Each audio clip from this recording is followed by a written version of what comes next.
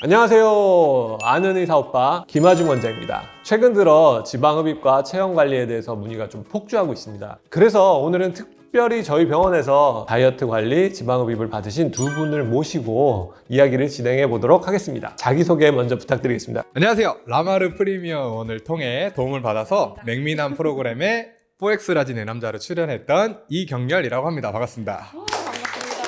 아니 경렬님은 그 방송에서도 긁지 않는 복권이라는 얘기를 했었는데 너무 잘생기셨어요. 잘 긁혔어요. 아주 잘 긁혔어요. 잘생겼다. 안녕하세요. 라마르에서 수술받고 입사까지 한 박혜정입니다. 잘 부탁드립니다.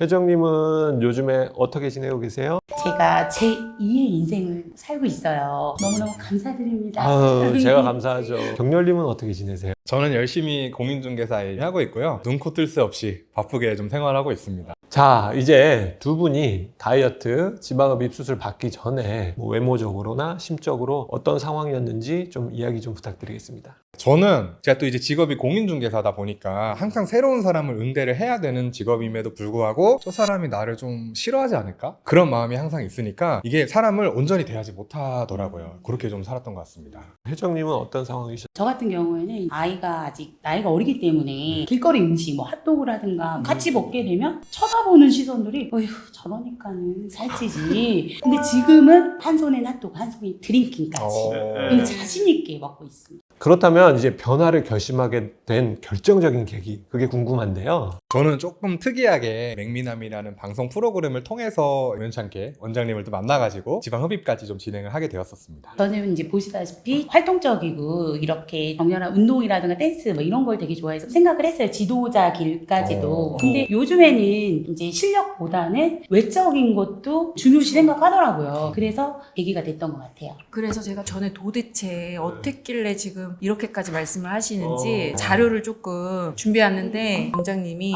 싹 다 정리를 좀 해준 상태라고 좀 알려주실 수 있을 것 같아요. 어떻게 좀 다 없어졌나요? 민망하긴 한데요. 네. 올려주시기까지 하셨어요. 네. 이 혜정 선생님이 수술을 하기 전에 아주 오래 전부터 약이란 약을 다 드시고 있는 거 봤어요. 근데 그 비용도 비용이지만 근데 지방흡입도 사실 고가의 수술이다 보니 이게 만만치 않았을 거예요. 그 결정하시는데 어떤 게 더 가성비가 더 좋았을까요? 지금 제가 PT, 뭐 다이어트 약, 보조제까지 하면 중형차 한 대값 정도 썼던 것 같아요. 지금 근데 여기에 지방흡입은 그 중에서 10분의 1? 여러분 착각하시면 안 됩니다. PT가 나쁜 건 아니에요. 필요합니다. 근데 운동은 솔직히 건강을 위해서도 좀 꾸준하게 하셔야 되는 부분이시기 때문에 본인한테 맞는 거 그리고 꾸준히 오래 할 수 있는 걸로 선택하셔서 건강도 챙기시고 예뻐지셨으면 좋겠어요. 그렇다면 두 분 이제 지방흡입을 하기 전과 하고 나서 인식에 좀 변화가 있다면 어떤 게 있었을까요? 일단은 저는 이 지방흡입이라는 것 자체가 되게 남 얘기로 생각했었어요. 뭔가 저한테 일어날 일은 아니라고, 제가 하게 될 일은 없을 거라고 생각을 했었는데, 제가 이제 방송에서 나왔을 때 적나라한 모습을 봤을 때 여유증도 좀 있었고 예쁘지 않게 올록볼록한 모습들도 해결이 되니까 확실히 좀 생각의 변화가 긍정적으로 있었던 것 같습니다. 저는 지방흡입이라는 수술이 부유한 사람들만 하고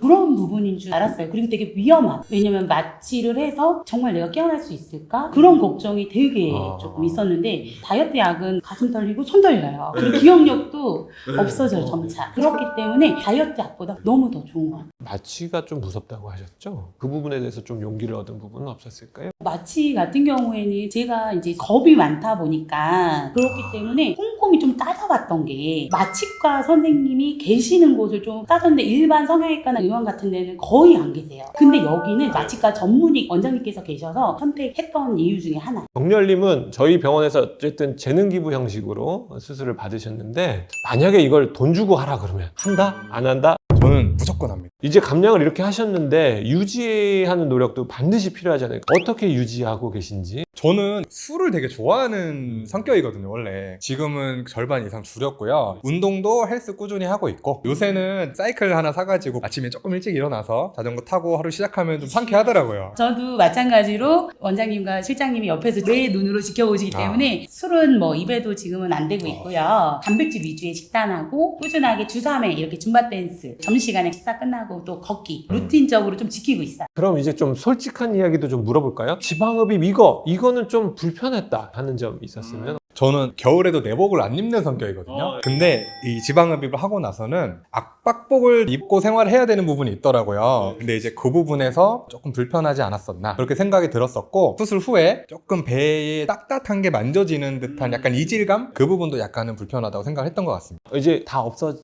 지금은 뭐 깨끗합니다. 혹시 조금 이 부분은 아쉽다 하는 부분이 있을까요? 해주신다면 팔뚝? 안 그래도 저번에 팔뚝 말씀하셔서 좀 제가 봐드렸는데 지방이 그렇게 많지는 않으시더라고요. 그럴 경우에는 좀 바디올렛으로 가볍게 해결할 수도 있을 것 같아요. V올렛은 잘 알고 계시죠? 그쵸. V올렛은 이중턱 파괴 주사로 유명한 주사여서 네네. 본원에서도 많이 쓰고 있죠. 바디에 시술하는 게 바디올렛입니다. 사실 지방이 있는 곳은 다 파괴가 가능해요. 그래서 외국에서는 바디에 시술하는 데옥시콜산에 대한 논문이나 그 연구 결과들이 좀 많이 발표되고 있거든요. 그런 것을 이제 바디에 시술하면 바디올렛. 자, 마지막으로 지방흡입 고민하고 계신 분들 한마디 해주자면? 고민하지 마세요. 우리가 아프면 병원에 가고 가전제품이 고장나면 수리기사님을 찾듯이 본인 스스로 해결되지 않는 부분들은 전문가분들을 좀 찾아보시는 거를 저는 좀 권유드리고 싶거든요. 예를 들면 우리 전문가이신 라마르 프리미엄원의 김하정 원장님을 찾아뵈서 꼭 한번 상담 정도 받아보시는 거는 추천드리고 싶습니다. 지금 고민은 지방량만 늘릴 뿐이에요, 아. 여러분. 기왕하시는 지방흡입 저희 평촌 라마르 얼른 오세요. 자, 여기까지 하겠습니다. 어렵게 자리해주신 두 분께 너무 감사드리고요. 지금까지 저는 아는 의사 오빠 김하중 원장이었습니다. 감사합니다.